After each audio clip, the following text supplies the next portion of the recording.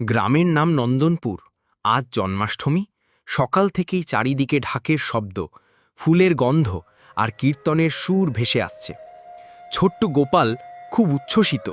সে নিজের হাতে মাখন ভরা হাঁড়ি সাজিয়েছে, ফুল দিয়ে মন্দিরের দরজা সাজাতে সাহায্য করেছে। সন্ধ্যার পর নাট মন্দিরে শুরু হবে কৃষ্ণলীলা, যেখানে গোপাল অভিনয় করবে ছোট কৃষ্ণের চরিত্রে। সন্ধ্যা নামতেই গ্রামের সব মানুষ মন্দিরে জমায়েত হলো। প্রদীপের আলোয় চারিদিক ঝলমল করছে। গোপাল কৃষ্ণ সেজে মঞ্চে উঠতেই সবাই হাততালি দিল। তার দুষ্টু হাসি, বাঁশির ভঙ্গি আর দই হাড়ি ফাটানোর দৃশ্য দেখে সবাই মুগ্ধ হয়ে গেল।